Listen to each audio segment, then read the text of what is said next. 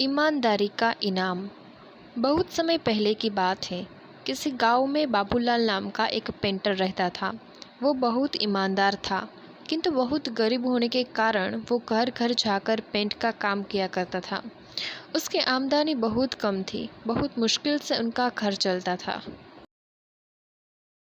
पूरा दिन मेहनत करने के बाद भी वो सिर्फ 2 वक्त की रोटी ही जुटा पाता था। वो हमेशा चाहता था कि उसे कोई बड़ा काम मिले जिससे उसकी आमदनी अच्छी हो, पर वो छोटी काम भी बड़े लगन और ईमानदारी से करता था। एक दिन गांव के जमींदार ने बुलाया और कहा, सुनो बाबूलाल, मैंने तुम्हें यहाँ एक बहुत ज़रूरी काम के लिए बुलाया है। क्या तुम वो काम करोगे? बाबूलाल, जी जी हुजूर, ज़रूर करूँगा।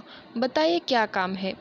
जमींदार, मैं चाहता हूँ तुम मेरे नाप पेंट करो और ये काम आज ही हो जाना चाहिए।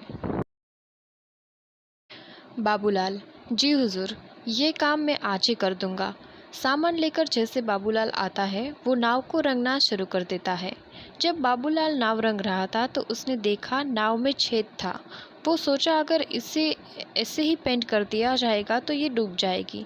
ऐसा सोचकर वो छेद को भर देता है और नाव को पेंट कर देता है।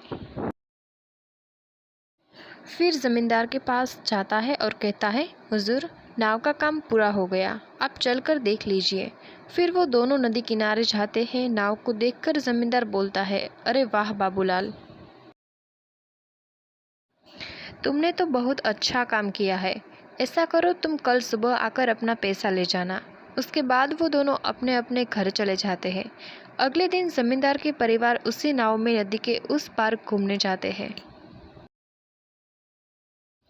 शाम को जमींदार का नौकर रामू, जो उसकी नाव की देखरेख भी करता था, छुट्टी से वापस आ जाता है और परिवार को घर पर ना देखकर जमींदार से परिवार वाले के बारे में पूछता है।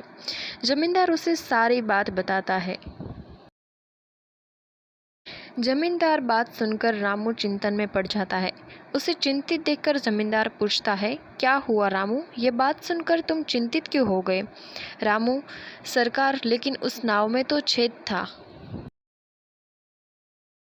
रामू की बात सुनकर जमींदार भी चिंतित हो जाता है। तभी उसकी परिवार वाले पूरा दिन मौज मस्ती करके वापस आ जाते हैं।